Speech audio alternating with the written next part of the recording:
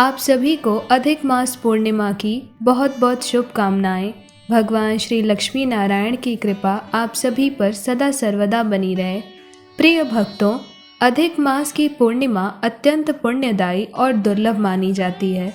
यह दिन भगवान श्री हरि विष्णु, माता लक्ष्मी, भगवान श्री कृष्ण और चंद्रदेव की कृपा प्राप्त करने का विशेष अवसर होता है। शास्त्रों में कहा गया है कि अधिक मास स्वयं भगवान विष्णु का ही स्वरूप है। इसीलिए इस मास की पूर्णिमा का महत्व कई गुना अधिक बढ़ जाता है और जो व्यक्ति श्रद्धा और भक्ति से इस दिन व्रत, स्नान, दान, श्री हरि नाम जप और पूजन अर्चन करता है, उसके जीवन के अनेकानेक कष्ट स्वतः ही दूर होने लगते हैं। साथ ही मान्यता है कि अधिक मास पूर्णिमा की कथा को श्रद्धा भाव से सुनने और श्री हरि का चिंतन करने से संतान सुख की प्राप्ति होती है, संतान की आयु लंबी होती है, जीवन में उन्नति और सद्बुद्धि का आशीर्वाद मिलता है। कहा जाता है कि इस पावन पूर्णिमा के दिन पर भगवान श्री हरि की भक्ति, पूर्णिमा व्रत कथा और सत्यनारायण व्रत कथा सुनने से घर में सुख, शांति और समृद्धि का वास होता है। माता लक्ष्मी की विशेष कृपा से धन धान्य में वृद्धि होती है और परिवार में सुख शांति बनी रहती है। तो भक्तों, श्री हरि के चरणों का ध्यान करते हुए पूर्णिमा व्रत की कथा को श्रद्धापूर्वक और ध्यान से सुनिए। तो एक बार प्रेम से बोलिए, पुरुषोत्तम भगवान श्री हरि विष्णु की जय। द्वापर युग की बात है। द्वापर युग में यशोदा माता ने एक बार, हे कृष्ण, तुम सारे संसार के उत्पन्न करता, पालनहारी और संहार करता हो। आज मुझे कोई ऐसा व्रत बताओ जिसको करने मात्र से मृत्यु लोक में भी स्त्रियों को विधवा होने का कभी भी भय न रहे तथा वह व्रत सभी मनुष्यों की सभी मनोकामनाओं को पूर्ण भी करने वाला हो, मनुष्यों को सुख समृद्धि भी प्रदान करने वाला हो। माता यशोदा का यह प्रश्न सुनकर भगवान श्री कृष्ण कहने लगे, हे माता, आपने अति सुंदर प्रश्न किया है। यह लोक कल्याण के लिए भी बहुत ही लाभदायी है। मैं आपको एक ऐसे व्रत के बारे में आज विस्तार से बताने वाला हूँ जो सौभाग्य की प्राप्ति के लिए अत्यंत ही महत्वपूर्ण है। अगर कोई स्त्री सौभाग्य की प्राप्ति चाहती है तो उन्हें 32 पूर्णिमाओं का व्रत करना चाहिए। 32 पूर्णिमाओं का व्रत करने से स्त्रियों को सौभाग्य की प्राप्ति होती है, क्योंकि यह पूर्णिमा व्रत अत्यंत सौभाग्य देने वाला और भगवान शिव और भगवान श्री हरि के प्रति भक्ति को बढ़ाने वाला है। भगवान श्री कृष्ण आगे कहते हैं कि हे माता, यदि कोई मनुष्य श्रद्धा, विश्वास और पूरे भक्ति भाव से पूर्णिमा का व्रत करता है तो उसकी समस्त प्रकार की कामनाएं निश्चित ही पूर्ण हो जाती हैं। इसमें कोई भी संशय नहीं है, क्योंकि पूर्णिमा का यह पावन व्रत मन को शुद्ध करने वाला, पापों का नाश करने वाला और सुख समृद्धि देने वाला है। जो भक्त इस दिन भगवान का स्मरण कर व्रत करते हैं, उनको धन, वैभव, संतान सुख, यश, शांति और उत्तम स्वास्थ्य निश्चित ही प्राप्त होता है। तब भगवान श्री कृष्ण का यह उत्तर सुनकर यशोदा माता कहने लगी, हे कृष्ण, यह बताओ कि प्रथम बार इस पूर्णिमा व्रत को मृत्यु लोक में किसने किया था? इसके विषय में मुझे आज विस्तार पूर्वक बताओ। तब भगवान श्री कृष्ण कहने लगे, हे माता, इस भूमंडल पर अनेक प्रकार के रत्नों से परिपूर्ण कार्तिका नाम की एक नगरी थी। वहाँ चंद्रहास नाम का एक राजा सुखपूर्वक राज्य करता था। उसी नगर में धनेश्वर नाम का एक ब्राह्मण रहता था और उसकी पत्नी का नाम रूपवती था। रूपवती अत्यंत गुणवान और सुशील स्वभाव की थी। दोनों ही दंपत्ति उस नगरी में बड़े प्रेम से रहते थे। घर में धन धान्य आदि की कोई कमी नहीं थी, परंतु उनको केवल एक ही बहुत बड़ा दुख था। वह यह था कि उनकी कोई भी संतान नहीं थी। एक समय एक बड़ा योगी उस नगरी में आया। वह योगी उस धनेश्वर ब्राह्मण के घर को छोड़कर अन्य सभी घरों से भिक्षा आदि लेकर भोजन किया करता था। वह धनेश्वर की पत्नी रूपवती से कभी भिक्षा नहीं लेता था।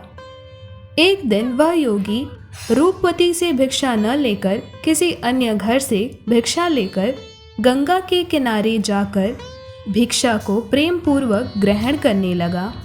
अभी वह भोजन ग्रहण कर ही रहा था कि धनेश्वर ब्राह्मण ने योगी को यह सब कार्य करते देख लिया। अपनी भिक्षा के अनादर से दुखी होकर धनेश्वर ब्राह्मण योगी से बोला, हे महात्मन, आप यहाँ के सभी घरों से प्रेम पूर्वक भिक्षा लेते हैं, परंतु आप मेरे घर की भिक्षा कभी नहीं लेते। इसका क्या कारण है? क्या मुझसे कोई अपराध हुआ है? तब योगी ने कहा, हे ब्राह्मण, निसंतान के घर की भीख पतितों के अन्न के तुल्य होती है, और जो ब्राह्मण या मनुष्य पतितों का अन्न खाता है वह भी पतित हो जाता है। क्योंकि तुम निसंतान हो, इसीलिए पतित हो जाने के भय से मैं तुम्हारे घर की भिक्षा नहीं लेता। बस यही कारण है।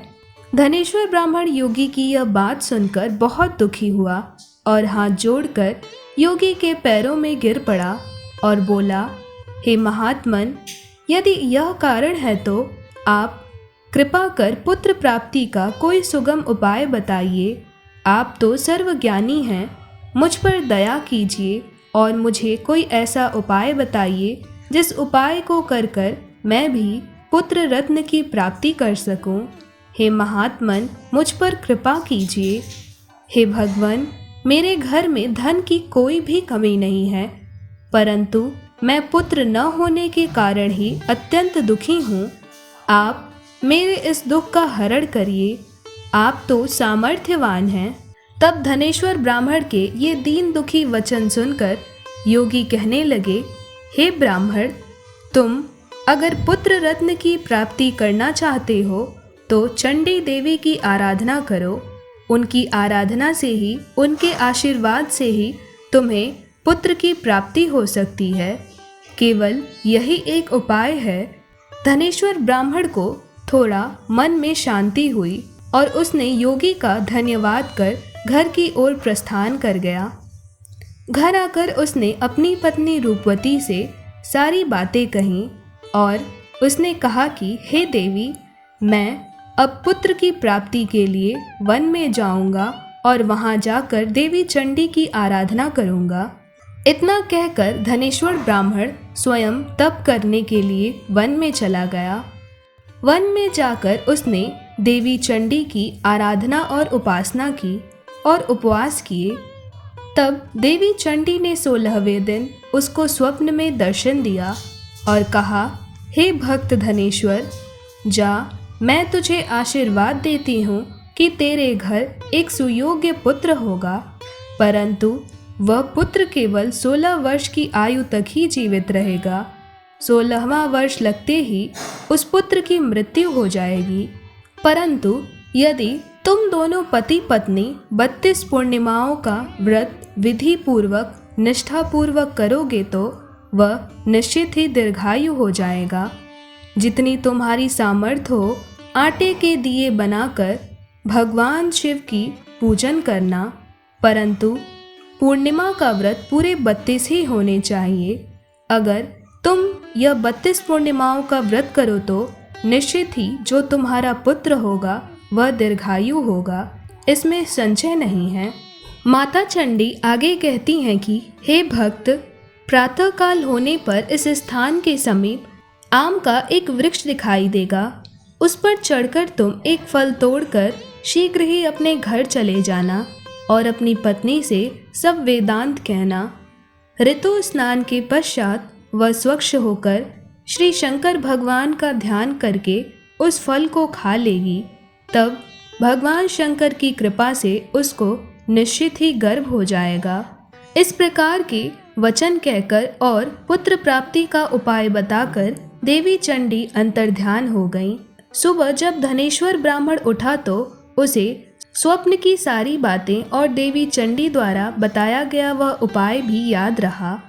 प्रातःकाल उठा तो उसने एक स्थान के पास ही आम का वृक्ष देखा, जिस पर एक अत्यंत सुंदर आम का फल लगा हुआ था। उस धनेश्वर ब्राह्मण ने उस आम के वृक्ष पर चढ़कर फल को तोड़ने का बहुत प्रयत्न किया, परंतु वृक्ष पर कई बार प्रयत्न करने पर भी वह चढ़ नहीं पाया। तब धनेश्वर ब्राह्मण को बड़ी चिंता हुई। तब इस दुविधा में पड़कर उसे कुछ समझ नहीं आ रहा था कि वह क्या करे, किस प्रकार उस फल को प्राप्त करे। तब उसने पेड़ पर ही बैठकर विघ्नहर्ता विघ्न विनाशन भगवान श्री गणेश की वंदना की। उसने वंदना की, हे दयानिधे, अपने भक्तों के विघ्नों का नाश करने और उनके मंगल कार्य को करने वाले, दुष्टों का नाश करने वाले, रिद्धि सिद्धि प्रदान करने वाले, हे गजानन, आप मुझ पर कृपा करके इतना बल दीजिए कि मैं अपने मनोरथ को पूरा कर सकूं। इस प्रकार गणेश जी की प्रार्थना करने पर गणेश जी की कृपा से धनेश्वर स्वतः ही वृक्ष पर चढ़ गया और उसने सुंदर आम के फल को तोड़ लिया। फल तोड़ने के पश्चात धनेश्वर ने सोचा, जो वरदान से फल मिला था वो यही है, और कोई फल तो यहाँ दिखाई नहीं दे रहा। उस धनेश्वर ब्राह्मण ने जल्दी से घर जाकर अपनी पत्नी को वह फल दे दिया और उसकी पत्नी ने अपने पति के कहे अनुसार उस फल को खा लिया। फल को खाते ही वह गर्भवती हो गई। देवी चंडी की असीम कृपा से 9 महीने पश्चात धनेश्वर ब्राह्मण और उसकी पत्नी को एक अत्यंत सुंदर और सुयोग्य पुत्र की प्राप्ति हुई, जिसका नाम उन्होंने देवी दास रखा।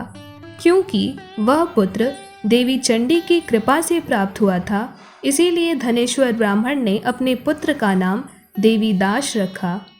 फिर समय के साथ साथ देवी दास शुक्ल पक्ष के चंद्रमा की भांति बड़ा होने लगा। देवी भवानी की कृपा से वह बालक बहुत ही सुंदर, सुशील, विद्या पढ़ने में बहुत ही निपुण हो गया। देवी की आज्ञा अनुसार उसके माता पिता ने 32 पूर्णिमाओं का व्रत रखना आरंभ कर दिया, जिससे उसका पुत्र बड़ी आयु वाला हो जाए। जैसे ही देवीदास 15 वर्ष का हुआ, देवीदास के माता पिता को बड़ी चिंता हो गई कि कहीं उनके पुत्र की अगले वर्ष मृत्यु न हो जाए। इसीलिए उन्होंने अपने मन में विचार किया कि यदि यह दुर्घटना उनके सामने घटित हुई तो वे इसे कैसे सहन करेंगे, किस प्रकार जीवित रहेंगे। इसीलिए उन्होंने अपने पुत्र देवीदास के मामा को बुलाया और कहा, हमारी एक बहुत बड़ी इच्छा है कि देवीदास 1 वर्ष तक काशी में जाकर विद्या अध्ययन करे, और आपको यह ध्यान रखना है कि वो कभी भी अकेला न रहे। इसीलिए आप साथ जाइए और 1 वर्ष के पश्चात ही इसको वापस लेकर आइए। इतना कहकर सब प्रबंध करके देवीदास के माता पिता ने देवीदास को काशी अध्ययन के लिए भेज दिया। काशी जाने के लिए देवीदास को एक घोड़े पर बिठाकर उसके मामा के साथ भेज दिया, परंतु वह रहस्य कि उसकी 16वें वर्ष में मृत्यु हो जाएगी, यह बात देवीदास के मामा या किसी और से नहीं बताई। धनेश्वर तथा उसकी पत्नी ने अपने पुत्र की मंगल कामना तथा दीर्घायु के लिए भगवती देवी चंडी की आराधना और पूर्णमासियों का व्रत करना आरंभ कर दिया। इस प्रकार बार बार उन्होंने 32 पूर्णिमाओं का व्रत पूरा किया। कुछ समय पश्चात एक दिन वह मामा और भांजा मार्ग में रात बिताने के लिए किसी गांव में ठहरे हुए थे। उसी दिन उस गांव में एक ब्राह्मण की एक अत्यंत सुंदर, सुशीला और गुणवती कन्या का विवाह होने वाला था। जिस धर्मशाला के अंदर वर और उसकी बारात ठहरी हुई थी, उसी धर्मशाला में देवीदास और उसके मामा भी रुके हुए थे। संयोगवश कन्या को तेल आदि चढ़ाकर मंडप आदि का कार्य किया गया तो लगन के समय वर को धनुर्वात हो गया। इसीलिए वर के पिता ने अपने कुटुंबियों से विमर्श करके निश्चय किया कि अब हमें कुछ और ही उपाय करना पड़ेगा, वरना यह विवाह यहीं रुक जाएगा। यह सब अभी वर के पिता सोच ही रहे थे कि उन्होंने देवी दास को देखा। जैसे ही उन्होंने देवी दास को देखा तो सोचा, यह देवी दास तो मेरे पुत्र जैसा ही सुंदर है।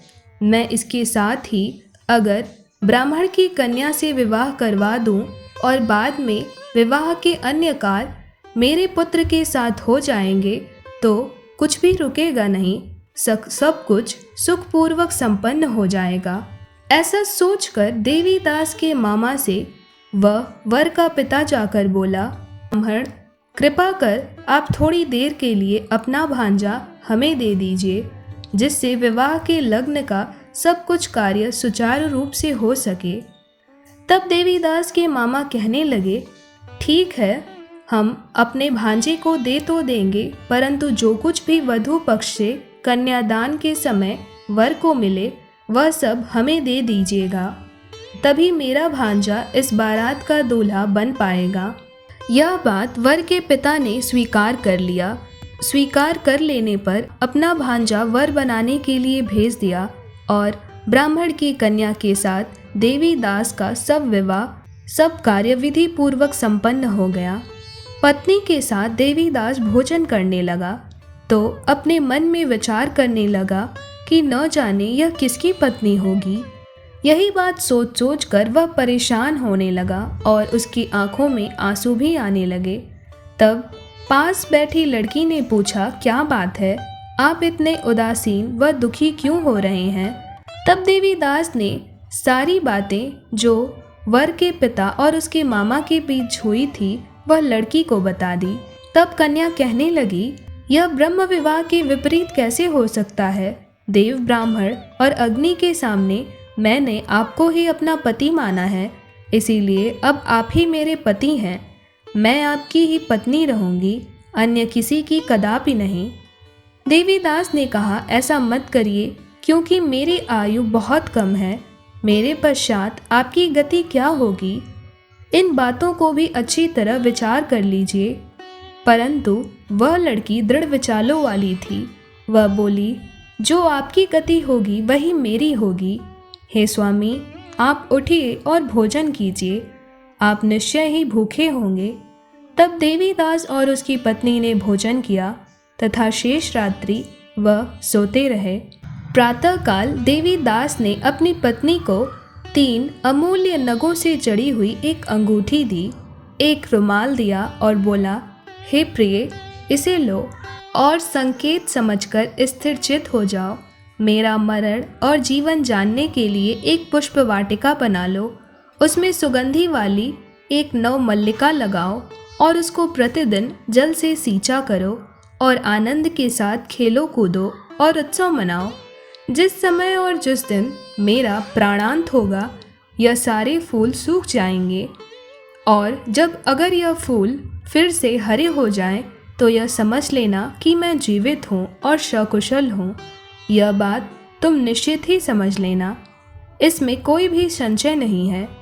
इतना कहकर समझाकर देवीदास वहाँ से चला गया। प्रातःकाल होते ही वहाँ पर गाजे बाजे बजने लगे और जिस समय विवाह कार्य समाप्त करने के लिए वर तथा सब बाराती मंडप में आए तो कन्या ने वर को भली प्रकार से देखकर अपने पिता से कहा, पिताजी, यह मेरा पति नहीं है। मेरा पति तो वही है जिसके साथ रात्रि में मेरा पानी ग्रहण संस्कार हुआ था। इसके साथ मेरा विवाह नहीं हुआ, परंतु यदि वह यही पुरुष है तो यह बताए कि मैंने इसको क्या दिया था। वधू पक्ष और कन्या पक्ष कन्यादान के समय जो आभूषण आदि दिए थे वह भी दिखाए, तथा रात्रि में क्या गुप्त बातें मैंने की वह भी इनसे कहिए कि वह सब बातें सुनाए। पिता ने उसके कहे अनुसार वर को बुलाया। कन्या की यह सब बातें सुनकर वह कहने लगा, यह सब तो मैं कुछ भी नहीं जानता। वह अपमानित होकर वहाँ से वर पक्ष वाले चले गए और सारी बारात भी अपमानित होकर वहाँ से लौट गई। भगवान श्री कृष्ण आगे कथा सुनाते हुए कहते हैं, हे माता, इस प्रकार देवीदास काशी विद्या अध्ययन के लिए चला गया। जब कुछ समय व्यतीत हुआ तो काल से प्रेरित होकर एक सर्प रात्रि के समय देवीदास को डसने के लिए वहाँ पर आया, क्योंकि अब देवीदास 16 वर्ष का हो चुका था। उस विषधर के प्रभाव से उसके शयन का स्थान चारों ओर से विष की ज्वाला से विषैला हो गया, परंतु उसके माता पिता के द्वारा किए हुए 32 पूर्णिमासियों के व्रत के प्रभाव से वह सर्प उसको काट न पाया। इसके बाद मध्य रात्रि के समय स्वयं काल वहां आया और उसके शरीर से प्राणों को निकालने का प्रयत्न करने लगा, जिससे कि वह मूर्छित होकर पृथ्वी पर गिर गया। उसी समय माता पार्वती के साथ भगवान शंकर वहां आ गए। देवीदास को मूर्छित दशा में देखकर माता पार्वती ने भगवान शंकर से प्रार्थना की, हे प्रभु, इस बालक की माता ने तो पहले ही 32 पूर्णिमाओं का व्रत पूरा कर लिया है, जिसके प्रभाव से आपको इस बालक को प्राणदान देना चाहिए। तब देवी भवानी के कहने पर भक्त वत्सल भगवान शिव ने देवीदास को प्राणदान दे दिया। इस प्रकार पूर्णिमा व्रत के प्रभाव से काल को भी पीछे हटना पड़ा और देवीदास स्वस्थ होकर बैठ गया। उधर उसकी पत्नी उसके काल की परीक्षा किया करती थी। जब उसने देखा कि उस पुष्प वाटिका में पुष्प कुछ भी नहीं रहे तो उसको अत्यंत आश्चर्य हुआ, लेकिन कुछ ही देर पश्चात उसने देखा कि वह पुष्प वाटिका हरी भरी हो गई, तो वह यह समझ गई कि अब उसका पति बिल्कुल ठीक है, वह जीवित हो गया है। यह देखकर वह अत्यंत प्रसन्न हो उठी। वह पिता से कहने लगी, पिताजी, मेरे पति जीवित हैं, आप उनको शीघ्र ढूंढिए। इस प्रकार जब 16वां वर्ष व्यतीत हो गया तो देवीदास अपने मामा के साथ काशी से चल दिया। इधर उसके ससुर उसको ढूंढने के लिए अपने घर से जाने ही वाले थे कि वह दोनों मामा और भांजा वहां पर आ गए। उनको आया हुआ देखकर उनके ससुर को बड़ी प्रसन्नता हुई और वह उन्हें अपने घर ले गए। उस समय नगर के निवासी भी वहां इकट्ठा हो गए और सबने निश्चय किया कि अवश्य ही इसी बालक के साथ कन्या का विवाह हुआ था। उस बालक को कन्या ने जब देखा तो वह पहचान गई कि यह तो वही है जो संकेत और वह गुप्त बातें बताकर गया था। तब इसके पश्चात सब कुछ जानने के पश्चात सब नगरवासियों ने आनंद मनाया और कुछ ही दिन बाद देवीदास ने अपनी पत्नी और मामा के साथ अपने ससुर के घर से बहुत सारे उपहार लेकर अपने माता पिता के घर की तरफ प्रस्थान किया। जब देवीदास अपने गांव के निकट पहुंचा तो कई लोगों ने उसे देखकर उसके माता पिता को पहले ही खबर दे दी कि तुम्हारा पुत्र देवीदास कुशल पूर्वक अपनी पत्नी और मामा के सहित आ रहा है। यह ऐसा शुभ समाचार सुनकर तो देवीदास के माता पिता को पहले विश्वास नहीं हुआ, परंतु जब सब लोगों ने भी आकर यही बात उन्हें बताई तो उनको बहुत प्रसन्नता हुई और वे आनंद मग्न हो उठे। थोड़ी ही देर में देवीदास माता पिता के घर पहुंच गया। घर आकर उसने माता पिता के चरणों में अपना सर रखकर प्रणाम किया और पत्नी ने भी सास ससुर के चरणों को स्पर्श किया। तब माता पिता ने अपने पुत्र देवीदास और पुत्र वधू को हृदय से लगाया और आशीर्वाद दिया। दोनों की आंखों में प्रेमाश्रु बहने लगे। अपने पुत्र और पुत्र वधू के आने की प्रसन्नता में धनेश्वर ब्राह्मण ने बड़ा ही भारी उत्सव किया और ब्राह्मणों को दान दक्षिणा देकर प्रसन्न किया। भगवान श्री कृष्ण आगे कहते हैं, हे माता, इस प्रकार धनेश्वर ब्राह्मण और उसकी पत्नी ने 32 पूर्णमासियों का व्रत करके अपने पुत्र को आरोग्य प्रदान किया। भगवान श्री कृष्ण कहते हैं, इस प्रकार जो भी स्त्रियां 32 पूर्णिमाओं का व्रत करती हैं वे जन्म जन्मांतर में वैधव्य का दुख नहीं भोगती और सदैव सौभाग्यवती रहती हैं। तो भक्तों, इस प्रकार अधिक मास पूर्णिमा की व्रत कथा पूर्ण हुई। प्रेम से बोलिए भगवान श्री हरि की जय, भगवान शिव शंकर की जय।